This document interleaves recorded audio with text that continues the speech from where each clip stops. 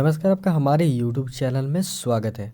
बता दूं कि आज जो है हम लोग फिर से टॉप 100 जीके क्वेश्चन करेंगे और ये आपका 9वां वीडियो होगा। ठीक है, ये आपका 9th वीडियो होगा टॉप 100 जीके का। इससे पहले मैंने टॉप 100 जीके का 8 वीडियो करा दिया है, जो आपके आगामी जितने भी सारे सरकारी परीक्षाएं हैं, चाहे वो रेलवे के एग्ज़ाम्स हो, एसएससी के एग्ज़ाम्स हो, डीआरडीओ एमटीएस के एग्ज़ाम्स हो या स्टेट लेवल के कम्पिटिटिव एग्जाम, सभी में ये सारा जो है वो काम आएगा। ठीक है, तो आज जो है हम लोग वीडियो संख्या 9 करने जा रहे हैं टॉप 100 का। ठीक है, और इसके बाद कुछ ही दिनों बाद फिर वीडियो 10वां लेकर आऊँगा, और जो मेरा वीडियो 10 होगा टॉप 100 का, वो लेकर के टोटल मेरा 1000 क्वेश्चन हो जाएगा। ठीक है, हर वीडियो में 100 क्वेश्चन है। ठीक है, हर वीडियो में 100 क्वेश्चन है जीके का, यानी ये 9वां वीडियो है, तो ये 9वां वीडियो लेकर आपका 900 क्वेश्चन हो जाएगा, और जब मेरा 10वां वीडियो आएगा तो वो लेकर के टोटल 1000 क्वेश्चन हो जाएगा। और इसके बाद मैं आगे सोच रहा हूँ कि मैं टॉप 100 इंग्लिश वर्ड कराऊँ, जो पिछले एसएससी और बैंकिंग के एग्ज़ाम्स में पूछे गए हैं। ठीक है, जो आपके आगामी एग्ज़ाम्स में भी इंग्लिश के ये जो शब्द होंगे वो काम आएंगे। ठीक है, तो इसके बारे में मैं अभी सोच रहा हूँ। ठीक है, तो जैसे इसके बारे में मैं हो जाएगा इसके बारे में सारा चीज़, तो मैं आपको एक बार सूचित कर दूंगा। ठीक है, और साथ ही मैं बता दूं कि हमारा जो चैनल एग्जामिनर नोटिबक्स, ये जितनी भी सारे आगामी सरकारी परीक्षाएं होती हैं उसकी जानकारी देती है।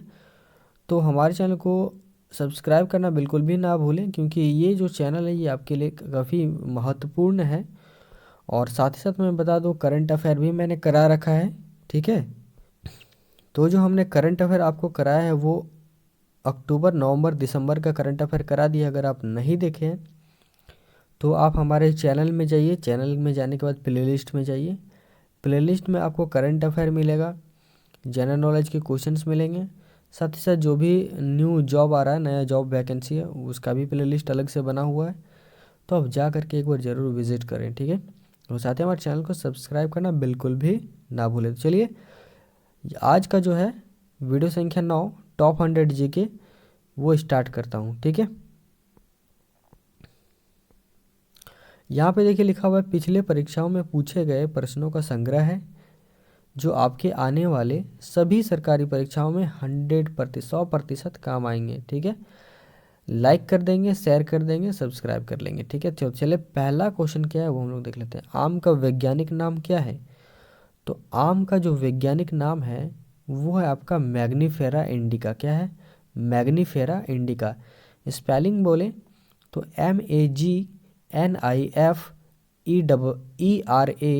उसके बाद इंडिका INDICA। ठीक है, दूसरा नंबर देखिए, टेनिस खेल का जो परिसर होता है उसे क्या कहते हैं? तो उसको कोर्ट कहते हैं। क्या कहते हैं?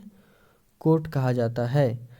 तीसरा नंबर देखिए, ग्रैंड स्लैम कैलेंडर वर्ष में ऑस्ट्रेलियन ओपन से शुरू होता है और यूएस ओपन में समाप्त होता है। ठीक है, तो ग्रैंड स्लैम क्या होता है? एक टूर्नामेंट होता है टेनिस का, जिसमें ऑस्ट्रेलियन ओपन से शुरू होता है और यूएस ओपन में ख़त्म होता है। ठीक है, फ्रेंच ओपन भी होता है और विंबलडन भी होता है। ठीक है, तो ये सारा चीज़ होता है। 4 नंबर देखिए, टेनिस में एक पक्ष में कुल कितने खिलाड़ी रहते हैं? तो एक पक्ष में 1 या 2 खिलाड़ी अधिक से अधिक रहते हैं। 5 नंबर है, माई कंट्री माई लाइफ किसने लिखा था? तो डॉक्टर APJ अब्दुल कलाम ने लिखा था। 6 नंबर, भारतीय मूल की कल्पना चावला। तो कल्पना चावला जो थी वो भारत की मूल की थी। ठीक है, लेकिन रहते थे अमेरिका में। वो कौन से अंतरिक्ष यान से गई थी? तो कोलंबिया अंतरिक्ष यान से कहाँ गई थी? अंतरिक्ष गई थी। ठीक है, तो अगर पूछे कि भारत की प्रथम महिला जो अंतरिक्ष की यात्रा की थी वो थी कल्पना चावला। ठीक है, 7 नंबर है कि कोल डैम, क्या नाम है? कोल डैम कहाँ है? हिमाचल प्रदेश में है। किस नदी पर बना हुआ है? तो सतलज नदी पर बना हुआ है। ठीक है, पूछ सकता है कि कोल डैम जो है वो किस राज्य में है? तो हिमाचल प्रदेश राज्य में है। किस नदी पर बना है? सतलज नदी पर बना हुआ है। क्योंकि सतलज नदी जो है वो हिमाचल प्रदेश से होकर बहती है। 8 नंबर देखिए, सरदार सरोवर प्रोजेक्ट, क्या सरदार सरोवर प्रोजेक्ट कौन सी नदी पर है? तो नर्मदा नदी पर है। ठीक है। 9 नंबर है, ईएमआई का पूरा नाम क्या होता है? जैसे कि हम लोग मोबाइल वगैरह लेते हैं तो उसमें ईएमआई भरते हैं, तो इसका पूरा नाम होता है E for easy, M for month, I for interest. ठीक है। 10 नंबर है कि राष्ट्रपति चुनाव की प्रक्रिया कौन से अनुच्छेद में है? तो अनुच्छेद 55 में होता है। इसमें क्या होता है? आनुपातिक प्रतिनिधित्व के आधार पर, किस पर? आनुपातिक प्रतिनिधित्व के आधार पर राष्ट्रपति का चुनाव होता है। तो राष्ट्रपति चुनाव की प्रक्रिया अनुच्छेद 55 में है। ठीक है, याद रहेगा। अच्छा, उससे पहले का जो अनुच्छेद है अनुच्छेद 54, वो किसके लिए है? तो राष्ट्रपति निर्वाचन मंडल का उल्लेख किया गया है। ठीक है। अगला देखिए, दास वंश। दास वंश का दूसरा नाम है ममलुक वंश या गुलाम वंश की स्थापना किसने की थी? कुतुबुद्दीन ऐबक ने की थी। ठीक है। अगला हमारा क्वेश्चन है 13 नंबर, मोहम्मद गोरी का उत्तराधिकारी कौन बना? मतलब मोहम्मद गोरी के बाद कौन अगला जो था वो सीट पर बैठा, गद्दी पर बैठा? तो वो तो कुतुबुद्दीन ऐबक। ठीक है। 14 नंबर है, हिंदुस्तान सोशलिस्ट रिपब्लिकन एसोसिएशन की स्थापना किसने की थी? तो भगत सिंह ने की थी। याद रहेगा, भगत सिंह ने किया था। ठीक है। DOS का पूरा नाम क्या होता है? D for disk, O for operating, S for system. DOS disk operating system. 16 number देखिए, 16 नंबर है वाडा, WADA, वाडा का पूरा नाम क्या होता है? World anti doping agency. W for world, A for anti, D for doping, फिर A for agency, world anti doping agency. NADA, NADA क्या है? तो नाडा का पूरा नाम होता है नेशनल एंटी डोपिंग एजेंसी। ये भारत की राष्ट्रीय एजेंसी है, जबकि वाडा वर्ल्ड की। ठीक है। अच्छा, वाडा एंड नाडा प्रोमोट करता है, कोऑर्डिनेट करता है एंड मॉनिटर करता है किसके अगेंस्ट में? तो जो स्पोर्ट्स जो होता है ना, खेल जो होता है, तो खेल प्रतियोगिता में जो ड्रग्स लेने वाले खिलाड़ी होते हैं उनको वो मॉनिटर करता है, उसकी देखरेख करता है वाडा पूरे वर्ल्ड लेवल पे, जबकि नाडा भारत के राष्ट्रीय लेवल पे। ठीक है। 19 number, bleaching powder. Bleaching powder का रासायनिक नाम क्या होता है? पूछ सकता है। तो CaOCl2 होता है। और इसका क्या काम है? ये कीटाणुनाशक है, ये कीटाणुओं को मारता है। अगला हमारा जो क्वेश्चन है वो है कि वॉलीबॉल, वॉलीबॉल में खिलाड़ियों की कितनी संख्या होती है? 6। ठीक है। कबड्डी में कितना होता है? तो कबड्डी में खिलाड़ियों की संख्या 7 होता है। अगला, त्रिरत्न की अवधारणा कौन से धर्मों में है? तो एक जैन धर्म में है और एक बौद्ध धर्म में है। किसकी अवधारणा? त्रिरत्न की अवधारणा। ठीक है। अगला देखिए, बुद्ध, धम्म और संघ, यही बौद्ध धर्म के त्रिरत्न है। पूछा जाए परीक्षा में कि बौद्ध धर्म के त्रिरत्न क्या क्या है? तो बुद्ध, धम्म, संघ। और अगर पूछा जाए कि जैन धर्म के त्रिरत्न क्या क्या है, तो आपको बोलना है सम्यक दर्शन, सम्यक ज्ञान, सम्यक आचरण। ठीक है। एक भी गलत मैं नहीं बता रहा हूँ, जो भी 100% सही बता रहा हूँ। अगर कॉपी कलम है तो लिख कर रख सकते हैं। 24 नंबर, बौद्ध धर्म के संस्थापक कौन है? तो गौतम बुद्ध हैं। ठीक है। अगला, जैन धर्म के अंतिम तीर्थंकर कौन थे? तो महावीर थे। अगला, सिख धर्म के संस्थापक कौन है? तो यहाँ पे थोड़ा सा गलती हो गया है, गुरु नानक जी हैं सिख धर्म के संस्थापक। ठीक है।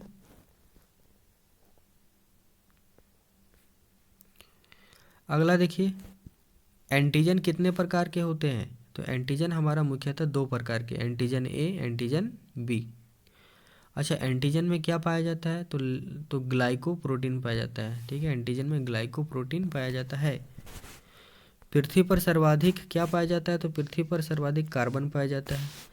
अगला देखिए, सोलर पैनल में क्या होता है? तो सोलर पैनल में हमारा सिलिकॉन प्लेट होता है। क्या होता है सोलर पैनल में? Silicon plate. अगला देखिए, हीलियम क्या है? तो हीलियम हमारा एक नोबेल गैस है जो किसी के साथ रिएक्शन यानी अभिक्रिया नहीं करता है और इसीलिए इसे निष्क्रिय गैस भी कहते हैं। हीलियम He के रूप में पाया जाता है। ठीक है। UNDP का पूरा नाम क्या होता है? United Nations Development Programme. ठीक है। ये हर कंट्री में कितना डेवलपमेंट हो रहा है प्रति व्यक्ति, उसको वो UNDP देखता है।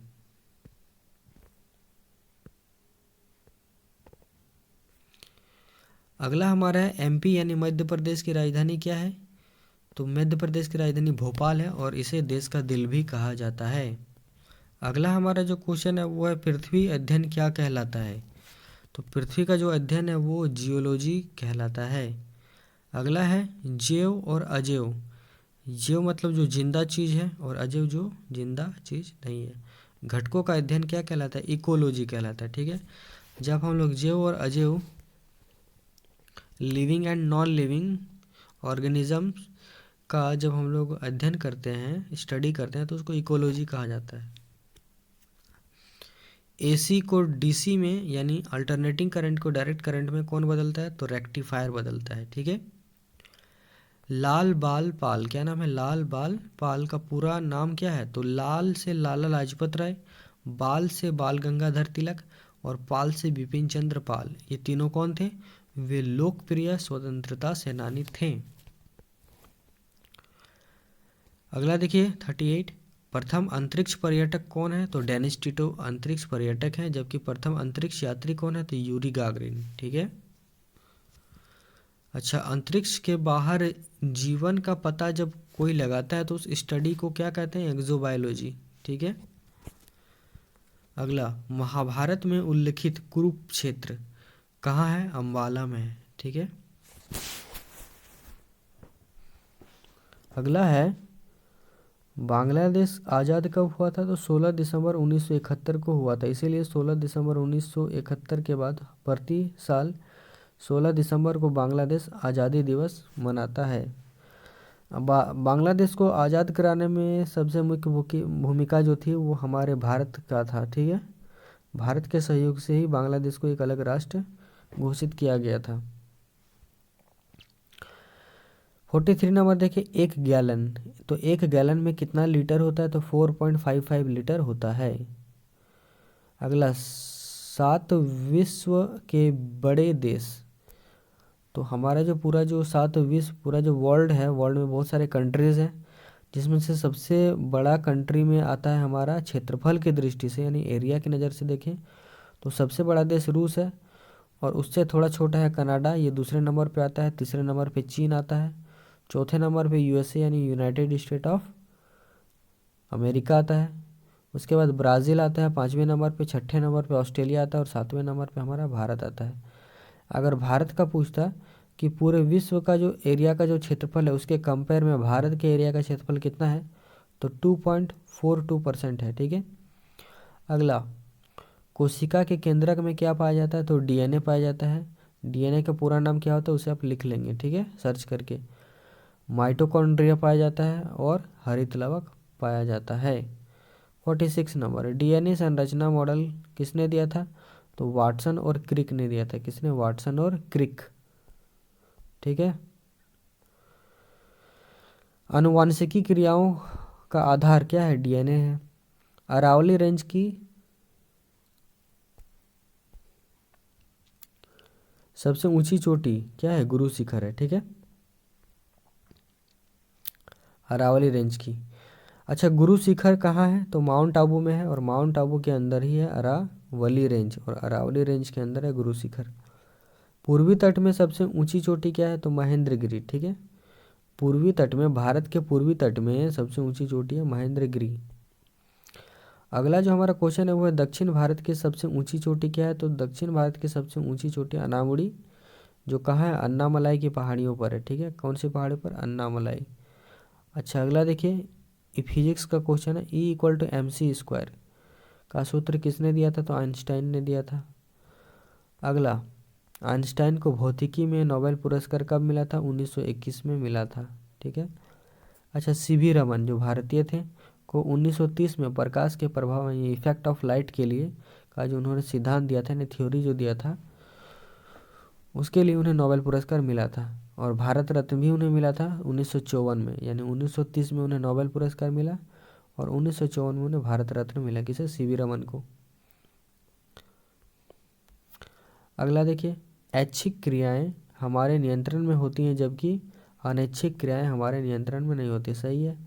ऐच्छिक क्रियाएं वैसी क्रियाएं होती है ना जिसको हम कंट्रोल कर सकते हैं, जैसे कि हाथ को हम मोड़ना चाहें तो हाथ को मोड़ सकते हैं, आँख को खुले रखना है तो आँख को खुले रख सकते हैं, अभी बोलने का मन है तो हम बोल सकते हैं, नहीं बोलने का मन है तो नहीं बोलेंगे।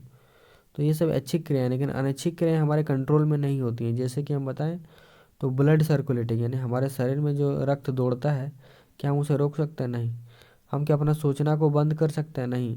तो ये सब अनैच्छिक क्रियाएं हैं। क्या छींकना जो होता है, हम लोग जब छींकते हैं तो क्या वो हम लोग अपने सोच कर छींकते हैं कि अभी छींकना है? नहीं, वो अपने से होता है।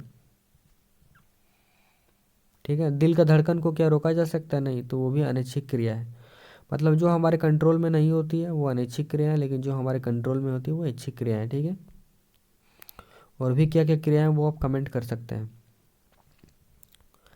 56 नंबर देखिए, सफ़ेद सिरका क्या कहलाता है? तो सफ़ेद सिरका हमारा एथेनोइक एसिड कहलाता है। अच्छा, सफ़ेद सिरका का रासायनिक सूत्र क्या होता है? CH3COH। यहाँ पे देख सकते हैं लिखा हुआ है CH3COOH। संतरा में क्या पाया जाता है? सिट्रिक एसिड पाया जाता है। ठीक है। और नींबू में भी पाया जाता है। संतरा और नींबू दोनों में सिट्रिक एसिड पाया जाता है। लाइकोपिन, याद रखें लाइकोपिन जो होता है ना, उसके कारण हमारा जो टमाटर होता है वो लाल दिखता है। अच्छा, टार्टरिक अम्ल किस में पाया जाता है? तो टार्टरिक अम्ल अंगूर और साथ ही साथ इमली, अंगूर और इमली दोनों में पाया जाता है। ठीक है। अगला देखिए, हिमालय पर्वत के स्थान पर पहले कौन सा सागर था? तो टेथिस सागर था। ठीक है। यहाँ पे देख सकते हैं टेथिस सागर था। ठीक है।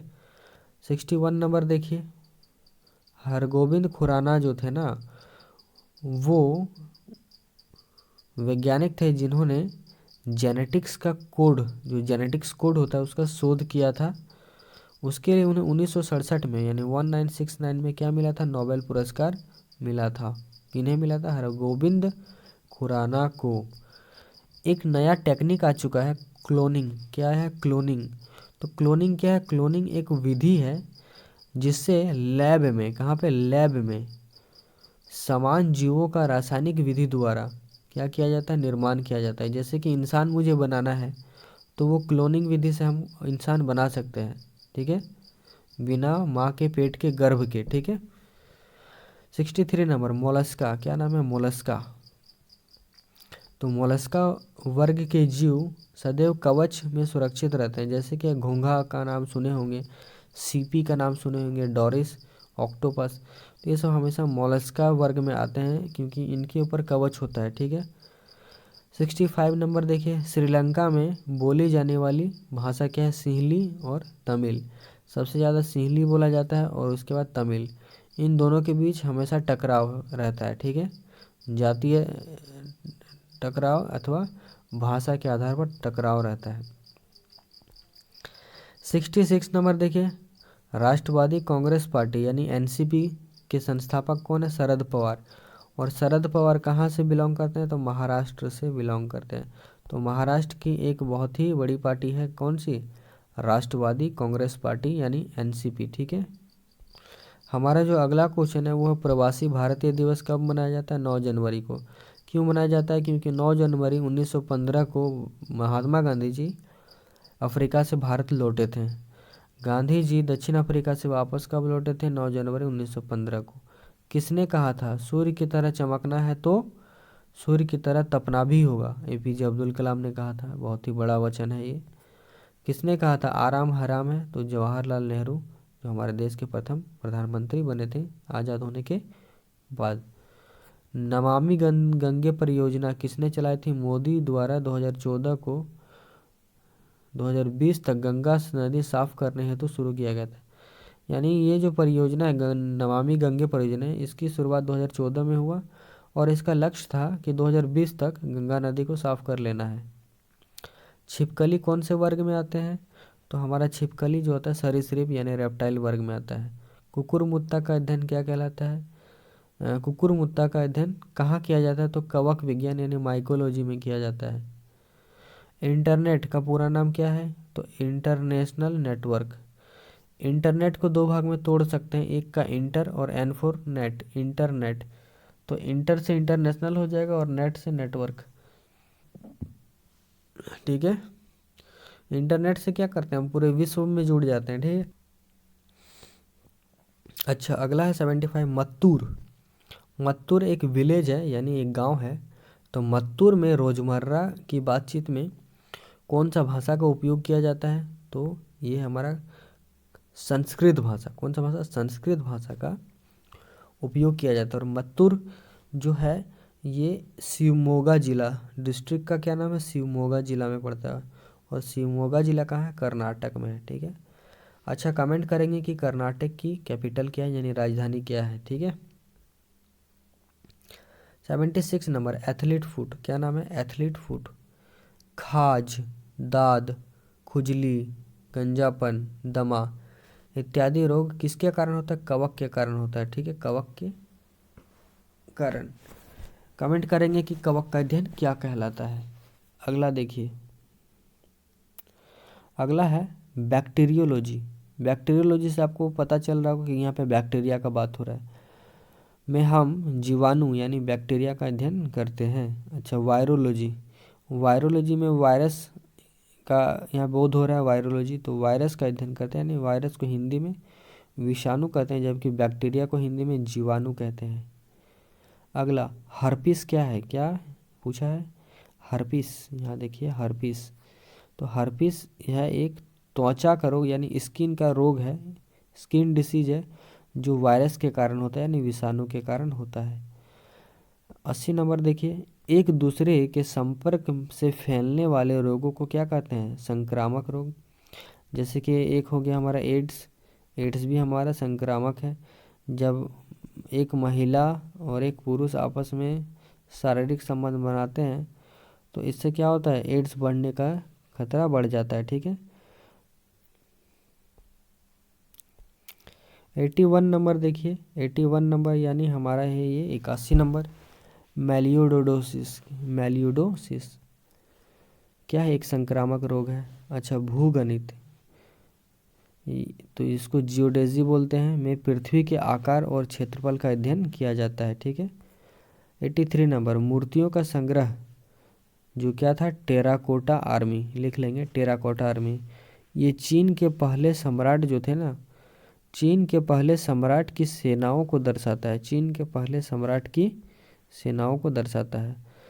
अगला कंप्यूटर की अशुद्धि जो होता है उनको क्या कहते हैं? बग कहते हैं, BUG बग। ठीक है, विश्व का प्रथम डिजिटल कंप्यूटर क्या है? यूनिवैक, याद रहेगा यूनिवैक। 86 भारतीय संसद कब बना? 1931 में बना था। किसने बनाया? तो एडविन लुटियंस ने बनाया था। ठीक है, भारतीय संसद। और हर्बर्ट बेकर, एडविन लुटियंस और हर्बर्ट बेकर ने भारतीय संसद को 1931 में बनाकर तैयार कर लिया था। और अभी आपको पता ही है कि नया संसद भवन मोदी के कार्यकाल में बन रहा है। अगला देखिए, चांदनी चौक किसने बनाया? तो शाहजहां ने बनाया था। रोम, ROM रोम, रोम का पूरा नाम तो रीड ओनली मेमोरी होता है। रैम का पूरा नाम रैंडम एक्सेस मेमोरी होता है। ठीक है, कंप्यूटर का ये दोनों भाषा है, लिख लेंगे। जामा मस्जिद किसने बनाया था? शाहजहां ने बनाया था। ठीक है, smash, smash, high hit, overhead shot, तो ये सारे जो शब्द है ना ये किस खेल से जुड़े हुए हैं? तो बैडमिंटन खेल से जुड़े हुए हैं। 92 कंप्यूटर का पिता किन्हें कहा जाता है? चार्ल्स बेबेज को कहा जाता है, ज़्यादातर को मालूम होगा। ठीक है, अगला है 93 नंबर खजुराहो के संस्थापक, सॉरी खजुराहो के स्मारक कहाँ हैं? तो खजुराहो के स्मारक मध्य प्रदेश में है, MP में है। नासा का मुख्यालय कहाँ है? तो आपका Washington DC, United state of America में है। ठीक है, अगला क्वेश्चन जो है हमारा वो है एनजीटी का पूरा नाम क्या होता है। तो एनजीटी का पूरा नाम होता है नेशनल ग्रीन ट्रिब्यूनल। ठीक है, नेशनल ग्रीन ट्रिब्यूनल। ट्रिब्यूनल का स्पेलिंग है TRIBUNAL।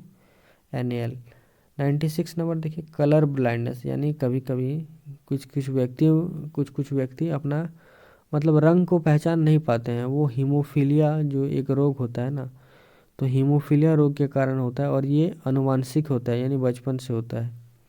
या अनुवांशिक कहने का मतलब पिता या माता का गुण जब उनके पुत्र या पुत्री पर पड़ता है तो उसको अनुवांशिक गुण कहते हैं। ठीक है, या अनुवांशिक रोग, तो उस रोग का नाम है हीमोफीलिया। काली खांसी, अगला है काली खांसी, डिप्थीरिया।